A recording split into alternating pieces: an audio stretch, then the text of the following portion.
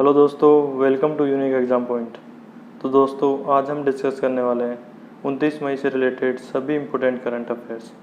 यह current affairs सभी प्रतियोगी परीक्षाओं की दृष्टि से महत्वपूर्ण है, इसलिए आप इस वीडियो को ध्यान से देखिएगा और आप इस वीडियो की PDF फाइल हमारे Telegram channel unique exam point से डाउनलोड कर सकते हो, जिसका लिंक मैंने डिस्क्रिप्शन में दिया है। तो दोस्तों, स्वामी विवेकानंद ने कहा था, you are the creator of your own destiny. इसका मतलब है कि तुम अपने भाग्य का निर्माण खुद करते हो, इसलिए ध्यान से पढ़िए, मेहनत करिए और आगे बढ़िए। तो चलिए बिना देरी के शुरू करते हैं। तो आज का पहला क्वेश्चन है, हाल ही में वर्ल्ड हंगर डे मतलब विश्व भूख दिवस कब मनाया गया? तो अभी 28 मई को वर्ल्ड हंगर डे मनाया गया है। तो इसका ऑप्शन डी 28 मई करेक्ट आंसर होगा। तो वर्ल्ड हंगर डे मनाया गया है, तो हम इसके बारे में जान लेते हैं। अभी दुनिया में बहुत से लोग गरीबी के दायरे में हैं और वो लोग हर रोज़ भोजन की कमी का सामना करते हैं, और बहुत से लोग तो ऐसे भी होते हैं जो भूखे ही सो जाते हैं। तो इन्हीं लोगों के लिए कृषि की उत्पादकता को बढ़ाकर भोजन उपलब्ध कराने के लिए यह दिवस मनाया जाता है।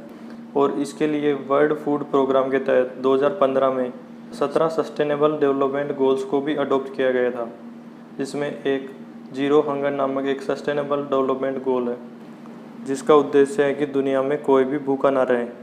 और इसी दिवस से संबंधित ग्लोबल हंगर इंडेक्स हर साल जारी की जाती है। तो इसमें पोषण युक्त भोजन और भूखमरी को कम करने के लिए उठाए गए प्रयासों के आधार पर देश को रेटिंग दी जाती है। तो इसमें 2018 में भारत को 103वीं रैंक दी गई थी, और इसमें 2019 में सुधार आया और यह एक स्थान सुधर कर 102 हो गई। और अभी तक 2020 की ग्लोबल हंगर इंडेक्स जारी नहीं हुई है। जब भी जारी होगी मैं आपको करंट अफेयर्स के थ्रू ही अपडेट करवा दूंगा। तो अभी 28 मई को एक और इम्पोर्टेंट डे बनाया गया है। तो अभी 28 मई को वर्ल्ड मेंस्ट्रुअल हाइजीन डे मतलब विश्व मासिक धर्म स्वच्छता दिवस मनाया गया है। तो इसकी इस बार की थीम इम्पोर्टेंट है। इसकी थीम है पीरियड्स इन पेंडेमिक। और अभी 28 मई को ही स्वतंत्रता सेनानी वीर सावरकर जी की जयंती भी मनाई गई है। यह हर साल 28 मई को उनके बलिदान को याद करने के लिए मनाई जाती है। अब हम अदर ऑप्शंस भी देख लेते हैं। तो अभी 22 मई को इंटरनेशनल डे फॉर बायोडाइवर्सिटी मनाया गया। 23 मई को international day to end obstetric fistula मनाया गया। और 24 मई को कॉमनवेल्थ डे मनाया गया। नेक्स्ट क्वेश्चन है, हाल ही में किस देश ने अपने पहले स्टेल्थ बॉम्बर विमान का निर्माण किया है? तो अभी रूस ने अपने perspective aviation complex for long range aviation program के तहत अपना पहला स्टेल्थ बॉम्बर विमान बनाया है। तो इसका ऑप्शन बी रूस करेक्ट आंसर होगा।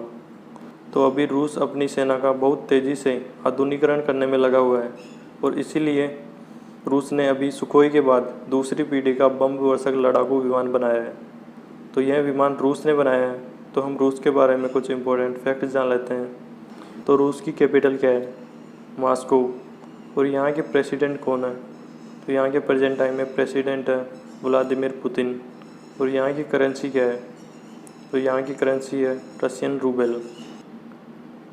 तो नेक्स्ट क्वेश्चन है, हाल ही में रेटिंग एजेंसी फिच ने वित्त वर्ष 2021 के लिए भारत की GDP विकास दर कितने प्रतिशत सिकुड़ने का अनुमान लगाया है?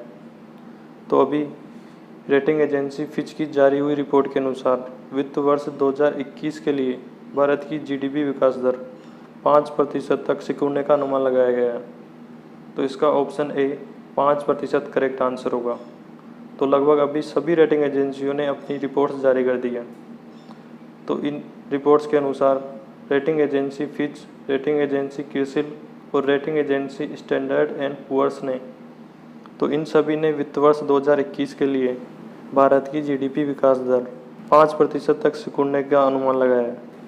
और सबसे ज़्यादा गिरावट का अनुमान SBI ने लगाया है। इसकी हाल ही में जारी हुई इकोवेब रिपोर्ट के अनुसार वित्त वर्ष 2021 के लिए भारत की GDP विकास दर भारी गिरावट के साथ -6.8% रहने का अनुमान लगाया है। तो नेक्स्ट क्वेश्चन है, हाल ही में किसे NDB मतलब न्यू डेवलपमेंट बैंक का अगला अध्यक्ष चुना गया है? तो अभी मार्कोस ट्राइजो को न्यू डेवलपमेंट बैंक का अगला अध्यक्ष चुना गया है। तो इसका ऑप्शन ए मार्कोस ट्राइजो करेक्ट आंसर होगा। तो इनको केवी कामत की जगह एनडीबी का नया अध्यक्ष चुना गया है और इन्हीं के साथ अनिल किशोर को एनडीबी का उपाध्यक्ष और सीआरओ नियुक्त किया गया है। तो यह एनडीबी के अध्यक्ष बने हैं। तो हम एनडीबी के बारे में जान लेते हैं। एनडीबी का फुल फॉर्म है न्यू डेवलपमेंट बैंक और इसकी स्थापना कब हुई? 15 जुलाई 2014 को। और इसका हेडक्वार्टर कहाँ है? शंघाई, चाइना में। और अभी इसी का मार्कोस ट्राइजो को एनडीबी के पहले अध्यक्ष केवी कामत की जगह नया अध्यक्ष चुन लिया गया है। तो नेक्स्ट क्वेश्चन है, हाल ही में मुजतबा हुसैन का निधन हो गया है, वे कौन थे? तो अभी प्रसिद्ध उर्दू लेखक मुजतबा हुसैन का हैदराबाद में निधन हो गया है। तो इसका ऑप्शन बी लेखक करेक्ट आंसर होगा। तो ये उर्दू अखबारों और किताबों में अपने हास्य लेखन के लिए प्रसिद्ध थे और इन्हें 2007 में पद्मश्री से भी सम्मानित किया जा चुका था और इन्हीं का हाल में निधन हो गया है। तो नेक्स्ट क्वेश्चन है, हाल ही में किसने आर्टिफिशियल इंटेलिजेंस आधारित चैटबॉट पाई लॉन्च किया है? तो अभी national payment corporation of India ने, इसको शॉर्ट में एनपीसीआई भी कहते हैं। तो अभी इसी ने वास्तविक समय के आधार पर फास्टैग, रुपे, यूपीआई जैसे उत्पादों के बारे में जागरूकता बढ़ाने के लिए आर्टिफिशियल इंटेलिजेंस आधारित चैटबॉट पाई लॉन्च किया है। तो यह एनपीसीआई ने लॉन्च किया है। तो हम एनपीसीआई के बारे में जान लेते हैं। एनपीसीआई का फुल फॉर्म है national payments corporation of India, जिसकी स्थापना 2008 में हुई थी। इसका हेडक्वार्टर कहाँ है? मुंबई में। और इसके प्रेजेंट टाइम में चेयरमैन कौन है? तो अभी इसके प्रेजेंट टाइम में चेयरमैन है विश्वा मोहन महापात्रा। तो अभी इसी ने आर्टिफिशियल इंटेलिजेंस आधारित पाई चैटबॉट लॉन्च कर दिया है। तो नेक्स्ट क्वेश्चन है, हाल ही में कौन सा ऐप कम समय में लोगों तक पहुंचने वाला दुनिया का सबसे बड़ा संपर्क ट्रेसिंग ऐप बन गया है? तो अभी भारत सरकार का आरोग्य सेतु ऐप 40 दिनों में 11 करोड़ 40 लाख से अधिक लोगों तक पहुंचने वाला दुनिया का सबसे बड़ा संपर्क ट्रेसिंग ऐप बन गया है। तो इसका option B Aarogya Setu correct answer होगा। इस ऐप को भारत सरकार ने जो कोरोना महामारी चल रही है उसको कम करने के लिए जो प्रयास किए जा रहे हैं, तो उनको बढ़ावा देने के लिए इस ऐप को 2 अप्रैल 2020 को लॉन्च किया था और इसे एंड्रॉयड वर्जन के रूप में लॉन्च किया गया था। लेकिन अब इसे लगभग 2 सप्ताह बाद iOS वर्जन के रूप में भी लॉन्च कर दिया जाएगा। नेक्स्ट क्वेश्चन है, हाल ही में किसे सिंगापुर में भारत का अगला उच्चायुक्त नियुक्त किया गया है? तो अभी पेरियासामी कुमारन को सिंगापुर गणराज्य में भारत का अगला उच्चायुक्त नियुक्त किया गया है। तो इसका option A Periyasamy Kumaran correct answer होगा।